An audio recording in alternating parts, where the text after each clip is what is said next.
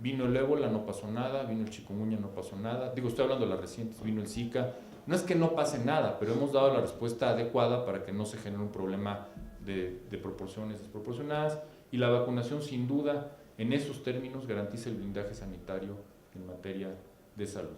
Y bueno, sin duda, ya lo hice una referencia y alguna reflexión al respecto, el cambio en la Ley General de Salud va a fortalecer esta política pública que ha demostrado éxito, pero que no podemos dejar de que siga siendo un éxito a nivel nacional e internacional. Algunos retos: nuevas enfermedades y nuevas vacunas. Va a haber vacuna contra el Zika, pues ahí andan haciéndola. Hay vacuna contra el ébola, sí hay. La aplicamos contra la malaria, pues sí hay. Y contra muchas otras, Chagas se está desarrollando, hay muchas otras. La pregunta es, y digo, la oportunidad de tener estas vacunas. ¿Qué va a pasar si todos los susceptibles contra Zika se enferman? Cuando se supone, aunque todavía falta evidencia, que el Zika deja inmunidad, por lo menos a largo plazo, no sabemos si permanente, pero a largo plazo. ¿Vacunamos?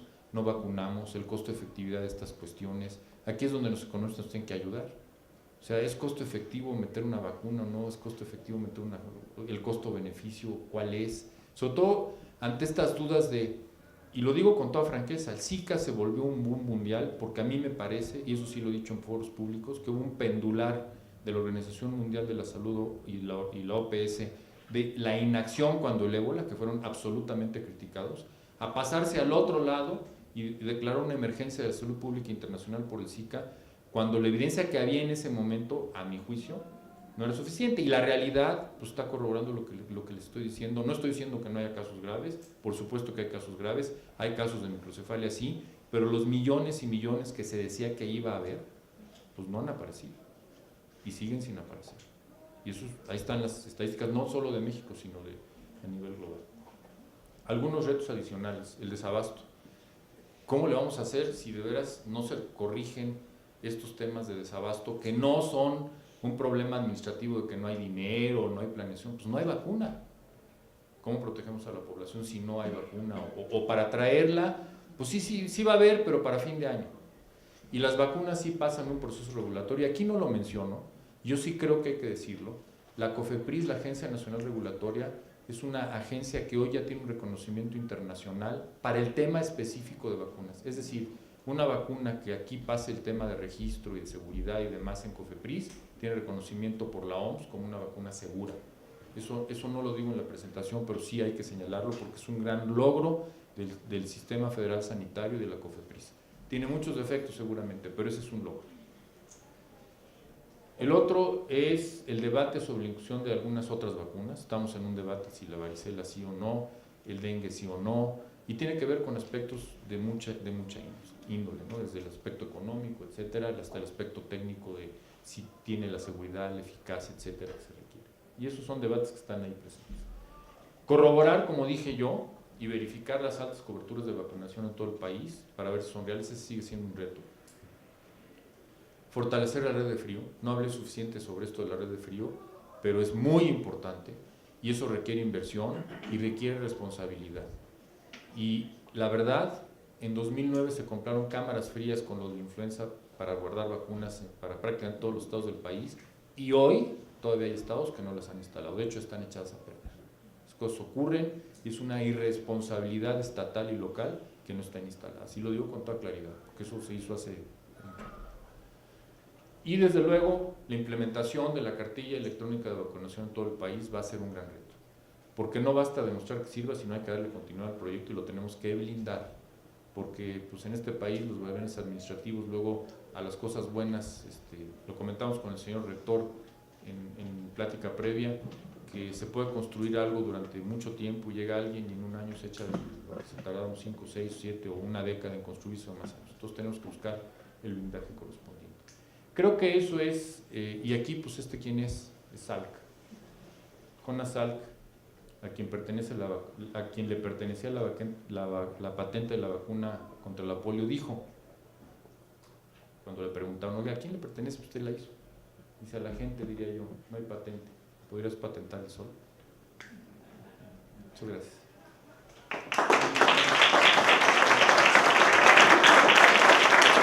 Doctor Puri, pasamos ahora a una sesión de preguntas y respuestas.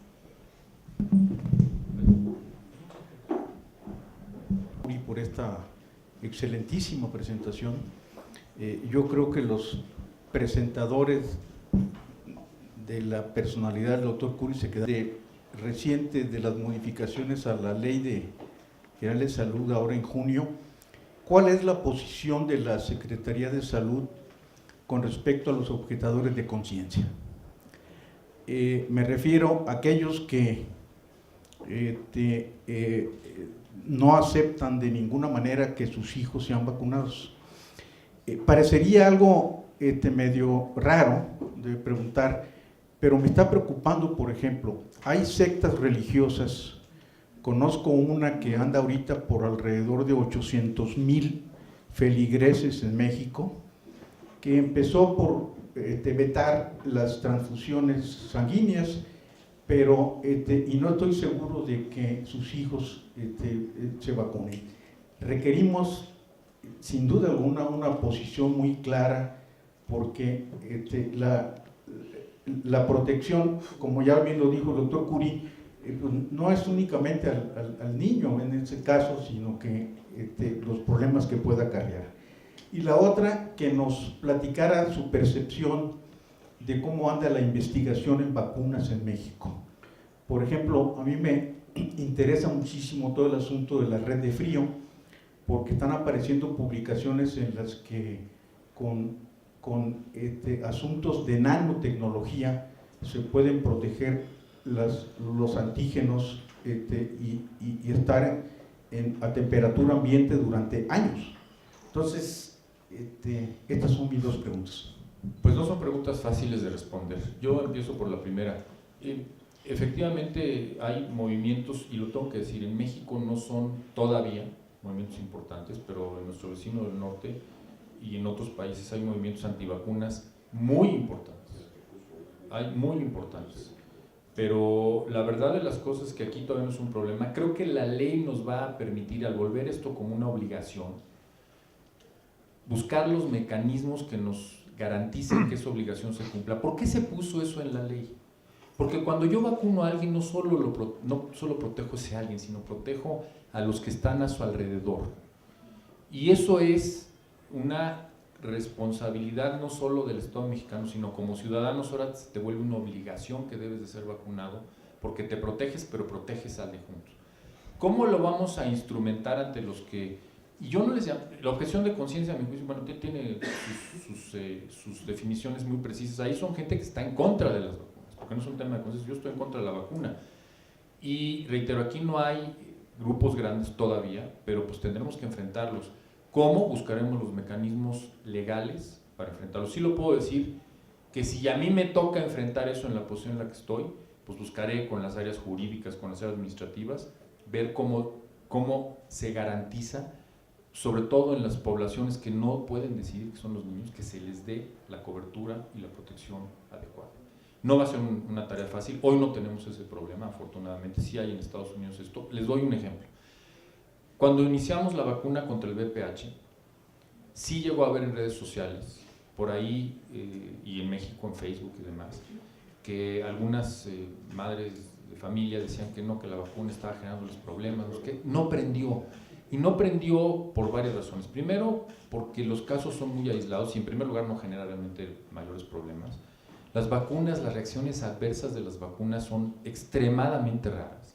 Por ejemplo, otro mito que hay y tiene que ver con lo mismo es la vacuna de influenza. La gente dice, es que me vacuné y me dio influenza. No, estabas en periodo de incubación de la influenza, te vacunaste y pues te dio influenza porque te iba a dar.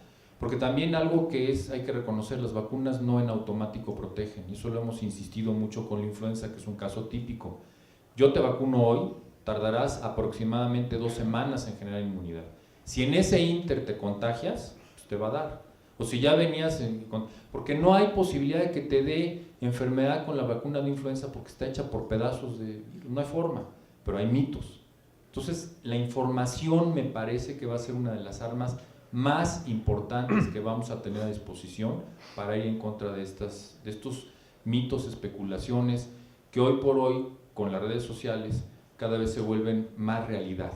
Porque pues estaba en internet, y seguramente ustedes lo vieron con el reciente eclipse, que no salgan las mujeres embarazadas porque quién sabe qué les va a pasar. Y hay quien se lo cree, y no estoy hablando del nivel del decil más bajo de educación o de ingreso. O sea, y hay que tener mucho cuidado, pero yo creo que la información va a ser un tema importante. El otro tema era la investigación. Mira, hijo, Jaime, pues te voy a decir una cosa, yo no la conozco. Entonces debe ser que no anda muy bien. Sí conozco a mexicanos, por ejemplo, que están trabajando en Oxford en la vacuna de Zika. Son mexicanos, pero pues están trabajando en Oxford. Sí sé de proyectos de mexicanos que están haciendo cosas, pero fuera. Aquí creo que no está en el nivel que pudiera estar. Y puede ser omisión mía, lo reconozco por no conocerlo, pero estoy seguro, o sea, hay cosas que se están haciendo, pero no de investigación básica. Hay cosas que se están haciendo en Chagas, se están haciendo cosas, pero pues son bien poquitas. Pues. Te puedo hablar de Chagas porque es así, la conozco, pero la conozco porque se está haciendo y se conoce. Los otros, quién sabe qué están haciendo, si es que están haciendo. Así lo digo con toda franqueza. De una gran satisfacción, la verdad. Y por otra parte, si a esto le sumamos la imagen que aparece en el reporte de la OCDE sobre salud en México el año pasado, de vacunación de los adultos mayores, no sé si la recuerdas, donde salimos en primer lugar de todos los... Pero en ese escenario que pareciera tan propicio, tan favorable, ¿cuál es tu visión respecto a lo que viene en términos del hueco que tenemos que cubrir en medio? Lo hemos hecho muy bien en la infancia, muy bien entre las personas mayores con influenza en particular, y en cuanto a la vacunación de los adultos en edad media, ¿cuáles son, a tu parecer, las principales barreras y qué papel juega ahí las actitudes de los profesionales y cómo andamos en tasas de vacunación de profesionales? Otra pregunta no fácil. Doctor, yo sé que es un foro, pero está bien, parece examen de grado.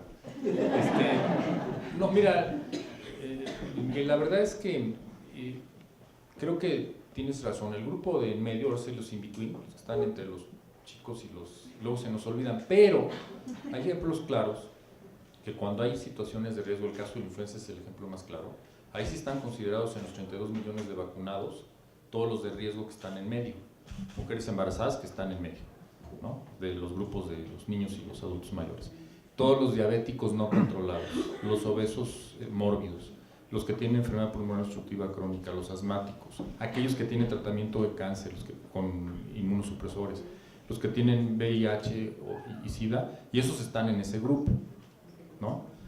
Me parece que si hacemos bien la tarea en el grupo de los niños, pues van a llegar protegidos para las premios por vacunación de manera adecuada a esas instancias. ¿Qué sí puede ocurrir? Nos pasó, el doctor Tape lo recordará, nos pasó fue pertussis, ¿no? que tuvimos que hacer un catch-up, y también con sarampión tuvimos que hacer un catch-up, porque resultó, en el caso de sarampión había cortes no protegidas y tuvimos que agarrar a las mujeres, y de hecho, les comento, hubo 2 casos después del brote de Disneylandia en México.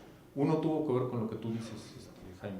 En La Paz, Baja California, una pareja de americanos decidió que no se vacunaba, pero eran americanos, no eran mexicanos, no se vacunaba a sus hijos y les dio sarampión a su hijo. Y una mujer de 37 años en Monterrey, que en el catch-up que se hizo, cuando se hizo el catch-up, no se vacunó, le dio sarampión.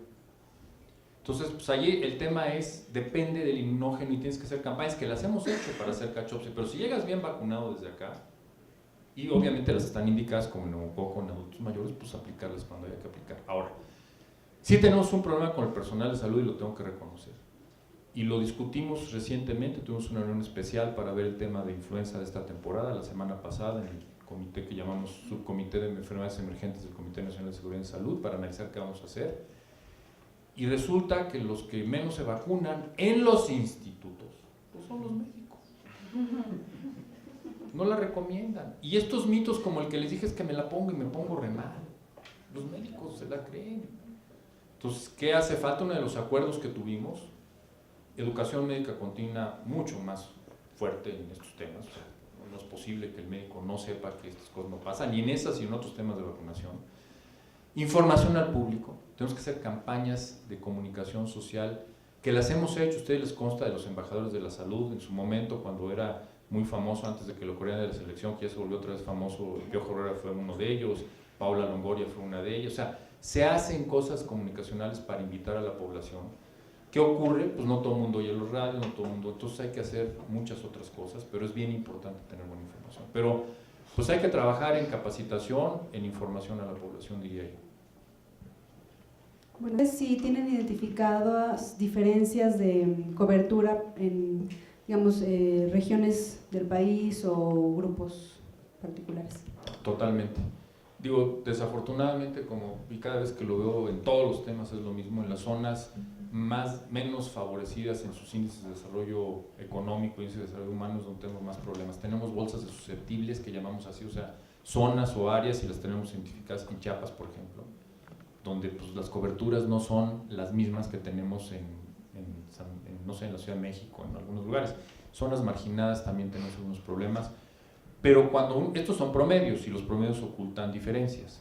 Y evidentemente sí sabemos dónde hay esto. ¿Y qué hacemos en esos lugares? Pues fortalecer en las semanas, justamente en las semanas de vacunaciones, donde ponemos más énfasis para que lleven a sus niños, porque ahí además, yo aquí no hice un reconocimiento que hay que hacer, y es a miles, ahí puse algunas cifras, de héroes anónimos, que son parte del sistema de salud, algunos, pero otros son voluntarios, que de veras agarran el termo y se van horas con el termo para vacunar a alguien que está allá en el cerro perdido. Entonces sí tenemos información, sí hay problemas en algunas zonas con susceptibles para las coberturas, y obviamente pues se puede poner en riesgo un brote. Lo que sí va a ocurrir si llega a haber un brote de estas enfermedades es que no se va a dispersar de manera generalizada, porque hay en general una buena cobertura. Podrás tener un brote circunscrito si se llegase a dar.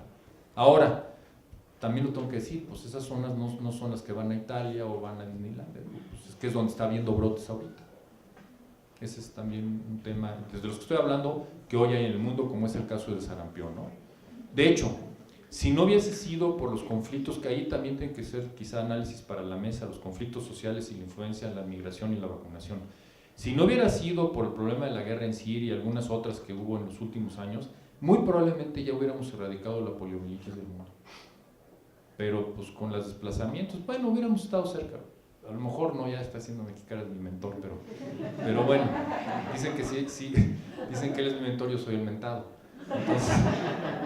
Entonces, pero si no lo hubiéramos ya erradicado, estaríamos muy cerca. Y sí hubo un rebrote, o sea, hace algunos, no sé, 3, 4 años, por ahí, un poquito más quizá, hubo rebrotes de polio, que ya prácticamente no había. Había una zona en Nigeria donde había problemas en África, y de pronto rebrotó en Siria, en las zonas de los desplazados, en los campamentos refugiados. Entonces es otro tema que hay que analizar también, ¿no?